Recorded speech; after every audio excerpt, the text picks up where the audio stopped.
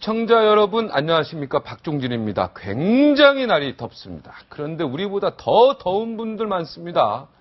쪽방 아시죠? 한 평짜리 막 이런 쪽방에 사는 독거노인들입니다. 찜통이 따로 없지만 전기료 아끼려고 선풍기도 못 켜는 분들 많습니다. 선풍기 없는 분들도 많습니다. 폭염 때문에 사망하는 사람 중에 노인이 제일 많습니다. 추울 때는요, 여기저기서 찾아오기는 사람들이 많기라도 하지요.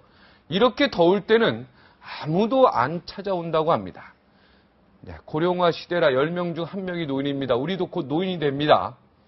부모님께요, 부모님 지금 찜통에 허덕이지 않으시는지, 힘들어 하시는지 않으시는지 발음이 잘 안 되는 전화 한 통 드립시다.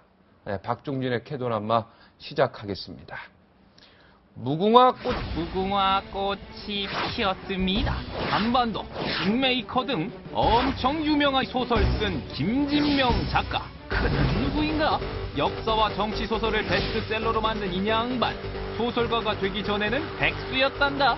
사실의 근거에 소설을 쓴다고 밝혔는데, 이명박과 에리카 김 스캔들은 진짜다. 박근혜와 최태민 목사 그렇고 그런 사이다 라고 김진명은 외쳤다. 아, 궁금해. 김문수 경기도지사가 얼굴만 빼면 모든 면에서 다른 후보보다 낫다고 평가했다. 정치소설의 1인자, 대선 주자들의 평가가 남다른 소설가 김진명 씨를 만나보자. 네, 무궁화 꽃이 피었습니다. 꽃이 피었습니다를 필두로 썼다. 그 이유로 썼다 하면은 베스트셀러가 되는 작가십니다. 특히 이 팩트를 기반으로 소설 쓰시는 걸로 유명합니다. 그래서 더 소설이요, 더 사실적입니다. 이번 대선에 출마하는 주자들 거의 다 직접 만나보셨다고 해서 특별히 모셨습니다. 네, 우리 김진명 작가, 네, 함께 자리했습니다. 안녕하십니까? 예, 반갑습니다. 네. 무궁화 꽃이 피었습니다. 우리 어렸을 때 이렇게 무궁화 꽃이 피었습니다. 이렇게 해가지고 움직이는 사람 잡아내고 뭐 이런, 그게 생각이 나네요. 요즘에 어떤 소설 요즘엔 또 쓰고 계십니까? 네, 지금 고구려 쓰고 있죠. 예. 아, 고구려. 그건 어떤 내용입니까? 책을 별로 안 읽으시네요. 아, 죄송합니다. 예. 그 중국에게 고구려를 뺏기지 말자. 그런 거죠. 네, 중국에게 고구려를 뺏기지 말자. 네. 제가 읽어도 모른 척하고 이렇게 질문을 해야 됩니다, 앵커는. 네. 솔직하네요. 네. 예전에 어떤 앵커가 생방송에서, 네. 라디오 앵커가 안 읽고도 네. 마치 읽은 것처럼 교묘하게 질문을 하길래, 네. 내가 그러지 말아라. 네. 안 읽은 게 드러나는데, 네. 안 읽었다 그러고 얘기하면은 서로 얘기 진행하기 편하지 않느냐. 네. 그랬더니 그 앵커는 그때 아마 전화로 인터뷰를 할 텐데. 아, 생방송에? 네, 전화를 툭 끊어버리더군요. 아. 거기에 비하면은 박형 상당히 솔직한데요. 네, 감사합니다. 2012년 대선이 특별한 사회적, 역사적 의미를 갖고 있다고 주장하시고 계신 걸로 알겠습니다. 왜 그렇습니까? 예, 일단 이게 그 대외적으로는 네. 그간 미국, 일본, 한국 이렇게 유지해왔던 동맹이 네. 지속이 되느냐? 그렇지 않으면은 중국, 북한, 남한 이런 체제로 새로운 출발의 네. 이 조짐을 보이느냐? 그 기로에 서 있다고 봐야죠. 네. 미국은 한미일 동맹을 계속 가져가야 된다고 생각하고 있고, 네. 중국은 북한, 남한 이렇게 편을 지어야 네. 일본도 나중에 끌려오고 결국 미국과의 대결에서 이긴다고 보기 때문에 네. 이번에 이 한국 대통령 선거가 어떤 대통령이 당선되느냐에 따라서 그런 대외적인 문제가 갈린다고 보고들 있죠. 네. 대내적으로는, 국내적으로는 네. 이 기성 정치권의 혐오를 느낀 많은 사람들이 네.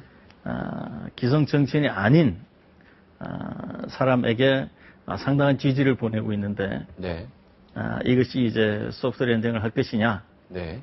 아니면은 역시 그 정치권의 두터운 벽에 부딪혀 가지고 하나 시행착오로 끝날 것이냐, 또 여기에서 정치권의 어떤 반성을 얻고 네. 우리나라 문화 중에서 가장 떨어진 정치 문화를 네. 바꿔나갈 것이냐, 네. 아니면은 선거만 끝나면 구태연하게 그냥 갈 것이냐, 네. 이것이 이제 갈리는 그런 선거라고 봐야죠. 네. 그러니까 안철수 원장 이야기를 좀 하는 것 같은 느낌을 제가 받고 있는데요. 그죠? 아닙니다. 안철수 아닙니까? 원장 이야기를 하려는 의도는 네. 없었어요. 정치권의 시행착오로 끝날 것이냐, 아니면 뭐 아까 새로운 인물이 나올 수 있는 것이냐, 기성정치와는 다른. 정치권의 시행착오가 아니고, 네. 그러한 이 정치에 숙달되지 않은 네. 이 안철수, 그리고 안철수를 지지하는 많은 사람들의 염원이 네. 소프트 랜딩 할 것이냐, 즉, 네. 이 대통령이 될 수 정치, 되게 되는. 쉽게 얘기하면 그게 대통령이 네. 될 것이냐, 그러냐, 안철수가 대통령이 아니면 안 될 것이냐, 안 될 것이냐. 그것이 이제 가는 의미가 네. 상당히 있는 거죠. 네. 그러면은 우리나라 역사 발전에, 역사 이제 여러 가지 소설도 지금 많이 공부하셨으니까요. 그러면 우리나라의 정치 역사라든가 지금 우리 대한민국이 처한 지금 외교사적 위치에서, 지정학적 위치에서 그 안철수 원장이 뭐라고 했죠? 자연스럽게 대통령이 되는 게, 연착륙. 네, 연착륙 하는 게 긍정적입니까? 아니면 부정적입니까? 긍정적 측면도 있고, 네. 또 부정적 측면도 있겠죠. 모든 일이 다 그렇죠. 네. 긍정적이라는 것은 지금 이 한국과 중국이 워낙 가깝고, 마냥 척질 수 없는 거대한 나라가 바로 옆에 있는 거거든요. 네. 그러나 우리는 늘 바다 건너 멀리 있는 미국하고 오랜 동안 관계를 유지해 오고, 군사동맹부터 외교도 거의 한 몸이 돼서 나가고 있는 거죠. 이런 새로운 현실을 받아들이느냐, 그렇지 않으면은 과거 해오던 대로 가느냐, 이런 문제의 갈림길에 있기 때문에 네. 중요하죠. 네, 긍정적으로 보십니까? 그러면 아까 긍정적인 면도 있고 부정적인 소프트 랜딩, 연착륙하는 부분에 있어서 안철수 원장의 그 어떤 출연이 긍정적으로 보는 면을 더 퍼센테이지를 높게 하는 거라는 느낌이 딱 드는데요. 예, 지금 일단 내가 얘기한 것은 주로 이제 대외 문제, 네. 외교와 안보에 대해서 얘기를 했는데, 네. 이 안철수 교수는 주로 이제 이 국내의 문제, 네. 이 대기업의 중소기업에 대한 횡포라든지, 네. 또는 아무런 힘없이 고통받고 있는 젊은이들이라든지, 네. 또 이 중산층 이하의 어려운 삶이라든지 주로 이런 이 대내적인 문제들을 쭉 지적해 왔기 때문에 네. 지금 내가 꺼낸 얘기하고 딱 매치가 된다고 볼 수는 없죠. 네.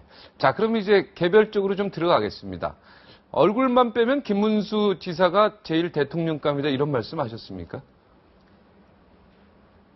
대통령감이다. 김문수 지사가 일단 못생겼죠. 내가 봤을 때는 서민적이지 않습니까? 정의가 하는 얼굴. 그렇죠. 네. 그렇게 보면 그렇습니다. 네.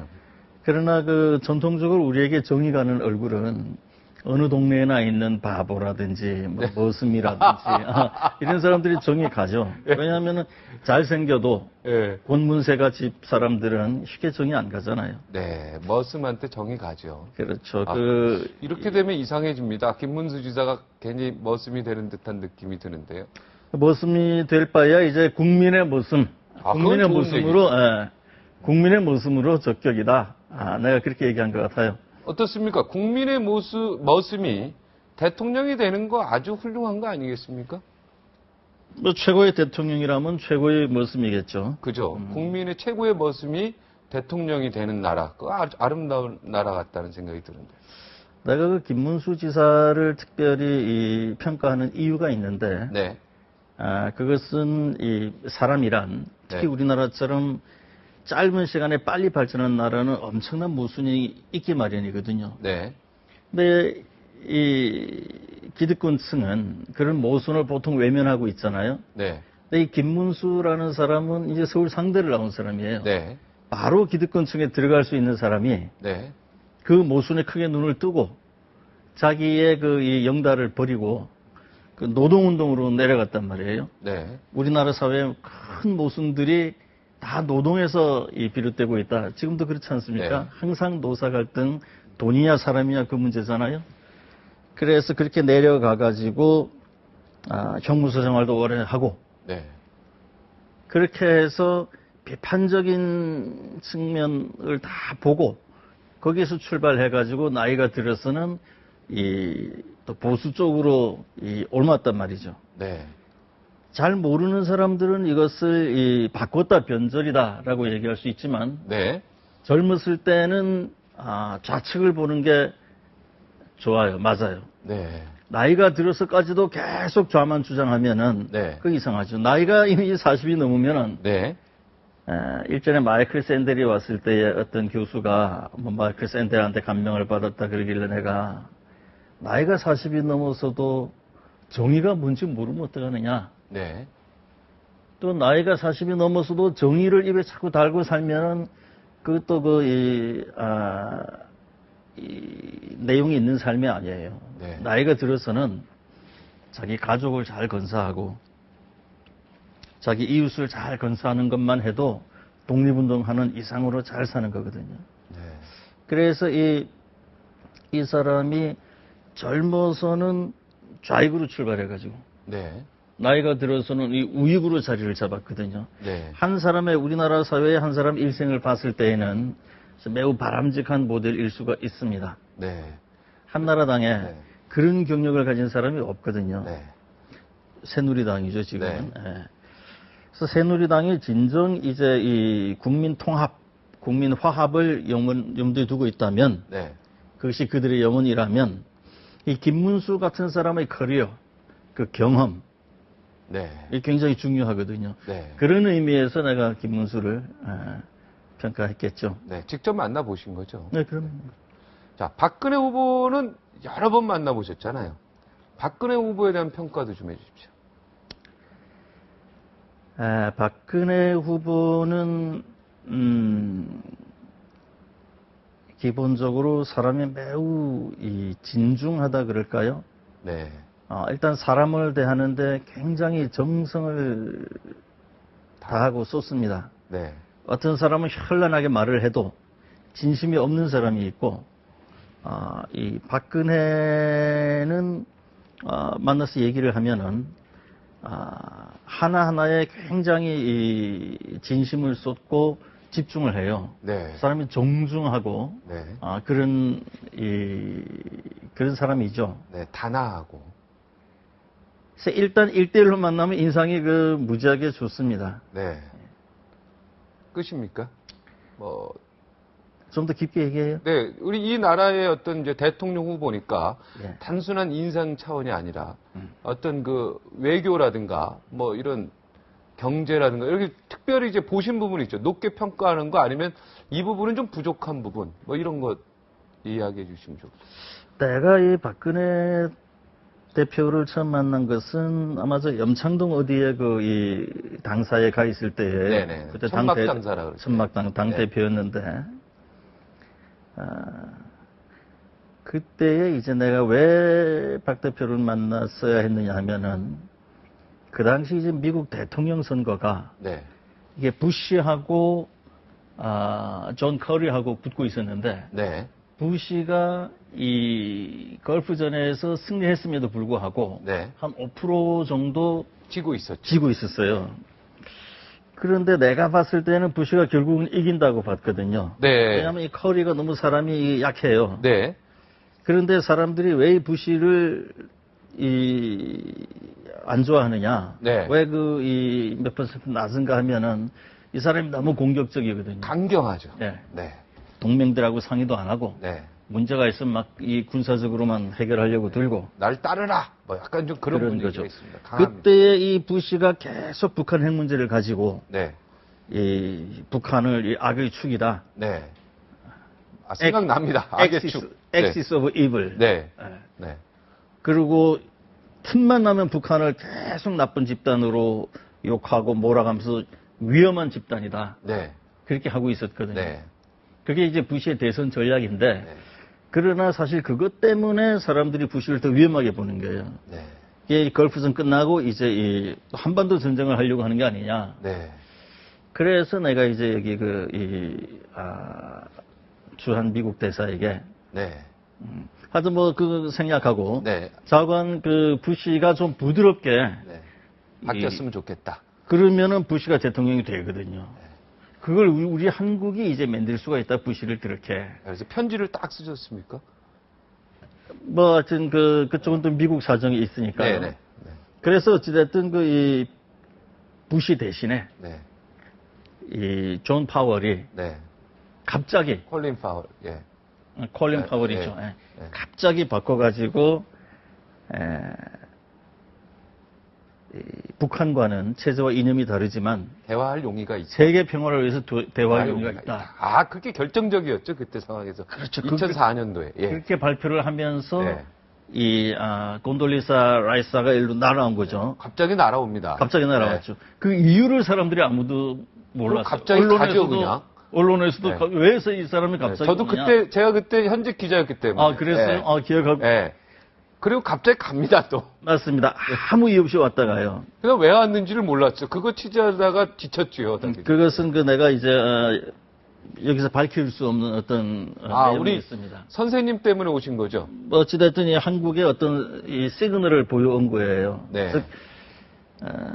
그래서 이제 이번에는 네. 미국이 북한하고 이제 부드럽게 대화할 용의가 있다라는 것을 그런 식으로 내보인 거예요. 네. 그때가 이제 미국 대선 때라 그게 가능했던 2004년도. 거죠. 예. 그래서 우리 쪽에서는 이제 북한을 움직였어야 됐거든요. 네. 김정일도 한마디만 하면 되거든요. 네. 김정일도 미국과 대화할 용의가 있다. 미국과 대화할 핵 문제를 그러니까 그때 대량살상 무기라고 하는데 네. 대량살상 무기의 해결에 대해서 미국과 대화할 용의가 있다. 그러니까 한마디만 하면. 한마디만 하면 되는 거죠. 네. 그 김정일이가 한마디 하면 되는데 우리나라에서 그때 김정일의 입을 열게 네. 할 수 있는 사람이 딱 두 사람이 있었어요. 네. 하나가 이건희, 네. 또 하나가 이제 박근혜. 네. 이건희 회장, 이건희 삼성 회장. 회장하고 박근혜 후보. 네, 그렇게 해야 되죠. 네. 너무 정다워가지고. 네.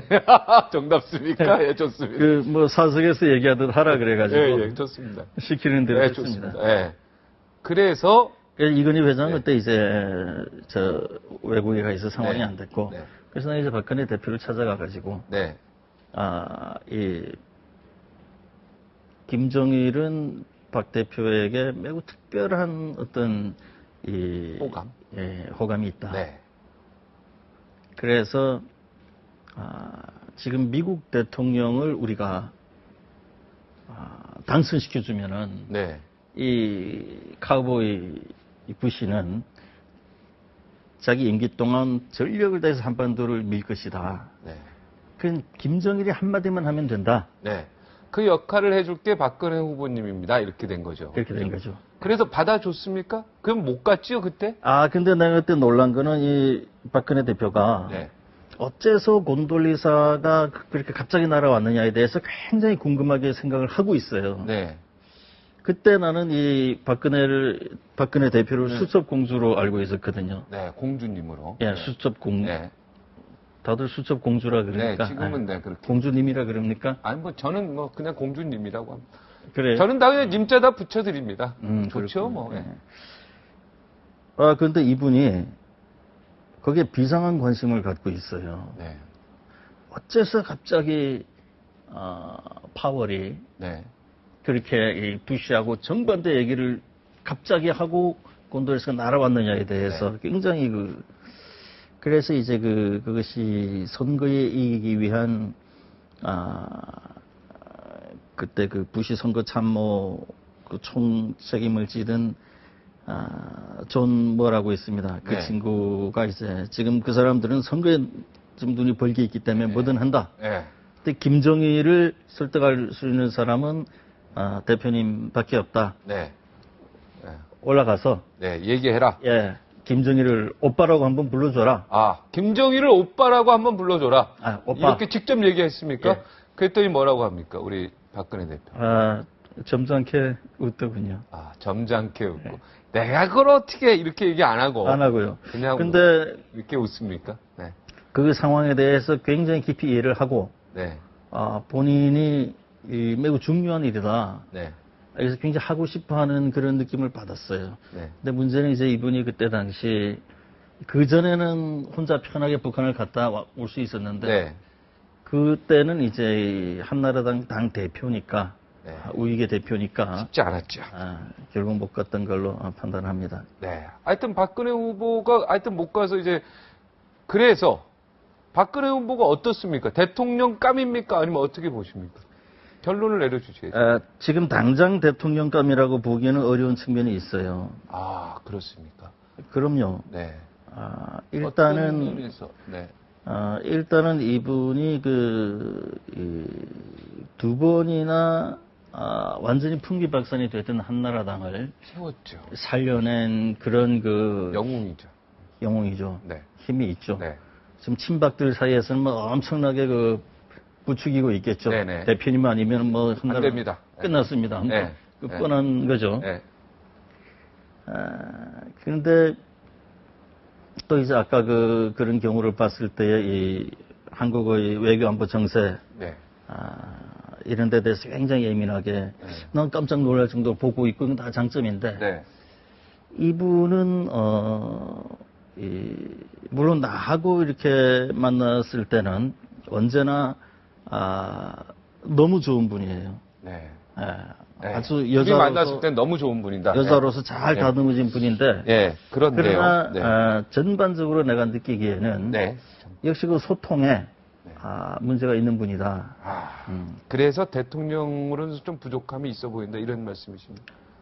지금 이제 이 선거가 왜 있느냐?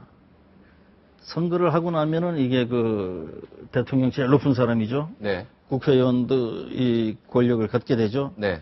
그러나 선거하는 동안에는 몸을 완전히 낮추고 네. 완전히 땅에 붙어가지고 네. 고개를 들지 마라. 땅에 딱 붙어서 고개를 들지 말고. 네. 아무것도 없는 네. 그야말로 정말 한개 이 플립사기보다도 못한 사람들의 발을 씻어줘라. 네. 거기서 배우라 이거거든요. 네. 그러니까 지금 박근혜 대표는 이제 대통령 선거 맨 마지막까지 네. 자기 스스로를 거듭내겠다. 네. 새로 탄생하겠다. 이런 각오로 해야 된다. 해야죠. 그렇지 않으면 쉽지 않다. 그렇지 않으면 지금 당장 여론조사가 뭐 어떻게 네. 됐다면서요? 예. 알겠습니다. 자, 문재인 후보부터 할까요? 김두관 후보부터 할까요? 그 다음. 김두관 후보는 좋은 분으로 내가 듣고 있습니다만, 네. 나는 내가 직접 만나서 잘 모르는 사람에 대해서는 별로 얘기를, 네. 그럼 문재인 후보 할까요? 네. 문재인 후보나 김두관 후보나 두 분이 다 이제,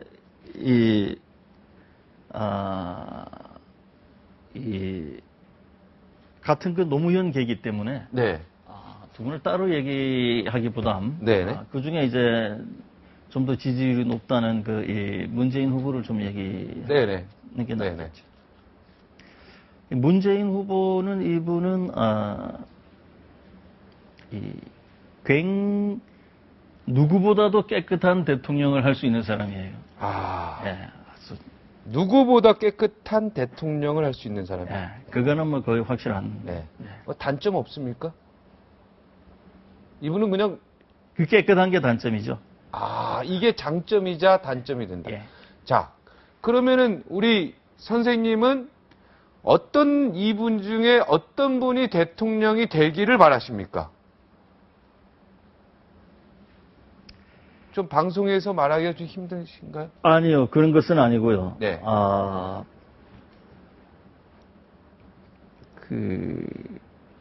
모두가 일장일단이 있기 때문에 네네. 딱 이 사람이다 네. 라고 자신 있게 지금 얘기하기가 싫군요. 그게 싫어요? 마음속으로는 있으시죠? 뭐 그래도 투표는 하러 가실 거 아닙니까? 그래야죠. 네, 그래야죠. 네, 알겠습니다. 좀 킹메이커 소설에 나온 이야기 좀 할까요? 해도 되겠습니까? 네. 지나간 얘기지만 네. 하고요. 예. 김경준의 누나인 에리카 김과 이명박 대통령의 연문설이 있다. 예. 구체적인 근거가 있다. 이렇게 얘기하는데 이 얘기 짧게 얘기해 주시겠습니까? 두 가지인데요. 확실합니까? 네, 예. 두 가지인데요. 예. 하나는 이명박 대통령. 대통령이 김경준에게 어쨌든 몇백억이라는 돈을 맡겼거든요. 네, 몇백억 줬죠. 그 아주 신중하고 노련한 네. 이명박 대통령이 그걸 맡겼을 때는 그 젊은 애숭이 네. 외국에서 뭐 별 그것도 네. 안 하고 있는 젊은 애숭이한테 맡겼을 때에는 네. 가운데 연결고리가 있는 거거든요. 네. 에리카 김이죠. 네. 그럼 에리카 김하고 이명박 대통령하고는 연문설이라는 것은 이제 어느 정도 두 분이서 좋아했다는 이런 뜻인가요? 그럼요. 예. 네. 예. 그걸 지금도 확실하고. 거기에 대해서 명예훼손죄로 혹시 고발당하고 이런 적 있으십니까? 그때 내가 명예훼손으로 고발하라 그랬죠. 하라 그랬는데 했습니까? 안 했죠. 예. 그쪽에서 안 했습니까? 저는 그 근거 없는 거를 얘기하는 사람이 아니기 때문에 네. 저는 모든 소설을 실명으로 쓰지 않습니까? 네. 예. 겁납니다. 또 제 이름이 실명으로 나올까봐. 저는 가치가 없죠. 우리 등장할 가치가 없죠. 그 소설에. 예, 죄송합니다. 자, 박근혜 후보하고 또 최모 목사가 그렇고 그런 사이이며 둘 사이에 숨겨놓은 애까지 있다는 소문이 책 킹메이커에 나옵니다. 이걸로도 또 혹시 명예훼손죄 고발 혹시 당하셨습니까? 아니요. 그것은 허구입니까, 이거는? 그 소설을 썼을 때에 네. 상황이 이명박 그 네. 후보의 이 BBK다, 에리카 김이다 이게 굉장히 나쁜 소문이 많았어요. 네. 근데 작가란 네. 지금 그 두 사람이 경쟁을 하고 있는데 네. 한 사람 것만 다 이렇게 쓸 수는 없는 거죠. 네. 그래서 그 당시 경쟁하고 있던 이 박근혜 후보의 그 가장 악소문 네. 그것을 내가 썼어요. 네. 왜 썼느냐 하면은 이건 그러니까 악소문이죠. 소문이 있다라는 걸 한 것이지. 악소문이 있다. 예, 그렇죠. 그럼 그것을 두 사람이 검증을 같이 해봐라. 네.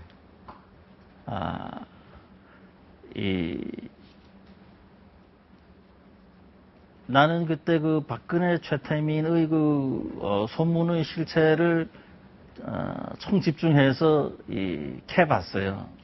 취재를 했습니까? 예. 그랬더니 어떤 결론이 나왔습니까? 최태민이 박근혜 대표의 여러 가지 사업에 어느 정도 관여하고 이런 것은 사실인데 네. 그러나 그 이상 이 세상에 떠들고 있는 추문들 그것은 확인할 수가 없었어요. 취재를 열심히 했지만 왜 이렇게 뜸들이시니까 뭐가 좀 결론이 나오는 걸로 했는데 확인할 수가 없었군요. 네, 확인할 수 없었어요. 끝까지 취재를 했는데. 네. 예. 알겠습니다. 자, 여기 또 못하신 분 이렇게 말씀 있으시면 하고 싶은 말씀 있으시면 마지막 또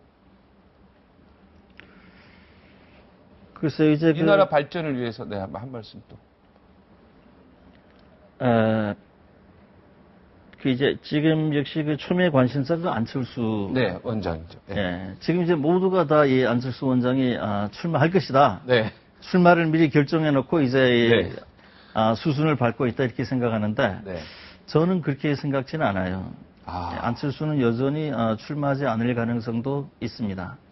5대5로 보십니까, 그럼? 지지율이 결국 그 결심을 만들 거예요. 네, 지지율이 지금 최근에 리얼미터에서 1등으로 나오고요. 그런데 이분이 굉장히 그 똑똑한 사람이기 때문에 네. 내가 이제 쭉 대화를 나눠보니까 네. 이 말을 이렇게 알아듣는 속도가 굉장히 빠르고 네. 그 다음에 굉장히 치밀해요. 네. 이분은 이 지지율이 정치판에 들어가는 순간 상당히 떨어질 것이다라는 것을 이 염두에 두고 있어요. 네, 안철수 원장은 내가 정치판에 들어가는 순간 지지율이 떨어질 거라는 것을 스스로 정확히 알고 있다. 알고 있어요. 예, 무서운, 아주 중요한 얘기네요. 예. 그 우유부단해서 지금 미적미적 거리는 게 아니고, 네. 이분은 자기가 이 길이다. 네. 하면은 결단이 굉장히 빨라요. 아, 일전에 그 서울시장 선거를 네. 포기하기 하루 전에 네. 내가 이제 그분 이 지하 3층 주차장에서 네. 그 국민의국 빌딩에 들어 있더군요. 네. 그 자기 차 안에서 만났어요. 네. 기자들이 많이 쫓아다니고 하니까. 네. 그래서 이제 쭉 그 대화를 나누면서 네. 서울시장을 포기해라. 네. 우리 선생님이, 우리 김진명 선생님이 서울시장 포기하라고 거기서 얘기한 겁니까? 안철수에게. 안철수 원장에게 지하 3층에서. 지하 3층. 네. 주차장. 네. 국민일보 지하 3층. 박원순이 어떤 사람인지 알지 않느냐. 네. 박원순이 당신보다 시장을 훨씬 잘할 것이다. 네. 왜냐하면은 내가 박원순하고 친한 사이가 아니라 네. 이 사이가 굉장히 나빠요. 그렇지만 옛날에 내가 그 목유도원도 반환 운동을 할 때에 네. 그 사람이 잠깐 한 적이 있는데 네. 그때 보니까 자기 수입의 한 70% 정도를 네. 아무도 몰래 어디에 기부하고 있더군요. 역사. 박원순 시장이. 박원순이. 아. 그런 걸 몇십 년 쌓아온 사람이고 네. 시민운동 엄청나게 하는 사람이잖아요. 네. 안철수가 박원순보다 시장을 잘할 거로는 도저히 판단이 안 됐기 때문에 네. 안철수에게 그 시장은 포기하는 게 낫겠다. 그 뒤에 박원순 서울시장이 태어나기에 바로 뒤에 결정적인 그런 건 역할을 아니에요. 한 게 우리 김진명 선생님. 그렇게 얘기를 하니까 이 안철수 씨 대답이 자기도 네. 그렇게 생각하고. 생각을 하고 있었다. 일주일 뒤에 만나기로 했다. 네. 근데 지금 얘기를 들으니까 당장 내일 발표하겠다 하고 그 다음 날로 바로 자기가 그 옳다고 생각하는 일에 대해서는 굉장히 빠르다. 결단이 빨라요. 우리가 오해하고 있는 게 있었고. 지금 그 세상의 안철수를 볼 때에 네, 잘못 오해하는 게 있어요. 그렇죠. 크게 결정해놓고 지금 이렇게 미적미적하는 게 아니다. 눈치 보면서 그게 아니라 진짜 이 사람이 고민을 하고 있어요. 네, 지금 아직 결정을 실제로 못 내린 상태고, 네, 그죠? 더 지켜보고 이길 것이라는 확신이 100% 들었을 때, 그때 결단을 아주 빨리 내릴 것이다. 굉장히 빨리 내리는 사람이죠. 오늘 아주 명쾌하게, 여태까지 평론가들보다, 지금까지 죄송합니다. 지금 평론가들한테 죄송한데, 저는 그 우유부단한 말을 자꾸 많이 썼는데, 그런 멘트를 쓰면 안 되겠군요. 우유부단한 사람이 아니죠. 절대 아니다. 굉장히 치밀한 사람. 굉장히 침울하고 확신이 들면 민첩하다. 행동은 민첩한 사람. 그렇습니다. 지금 본인 말대로 네. 아직 고민하고 있는 거죠. 네. 왜냐하면 딴 사람에게는 대통령이 이 출세와 영달의 수단이고 네. 뭘 크게 이루는 거지만 네. 이 사람은 또 다른 측면에서 고민하고 있는 거죠. 네. 알겠습니다. 오늘 귀한 자리 해주셔서 감사합니다. 다음에 한번 꼭 다시 모셨으면 하는데 어떻습니까? 판단해 보겠습니다. 예, 감사합니다. 꼭 나와주십시오. 감사합니다. 네. 지금 판단했는데 네. 안 나오겠습니다. 안 나오겠습니까? 왜 그러십니까? 오늘 나온 것은 내가 이 박형하고의 그 인과관계 뭐 이런 게 있고 네. 또 오랜만에 정답고 그래서 나온 거고 이 정도 얘기한 걸로 어느 정도는 됐다고 봅니다. 네. 감사한 말씀으로 받아들이겠습니다. 네, 고맙습니다. 네. 감사합니다. 네, 박지원 방탄 국회 말이 많습니다. 그런데 새누리당 마음껏 비판하지 못합니다. 왜일까요? 정두원 의원 체포동의안을 부결시켰기 때문입니다. 그렇다면 정두원 의원 체포동의안 부결의 1등 공신인 이분은 과연 박지원 방탄국회에 대해 어떻게 생각할까요? 김용태 새누리당 국회의원 59초 후에 모시겠습니다. 다시 돌아옵니다.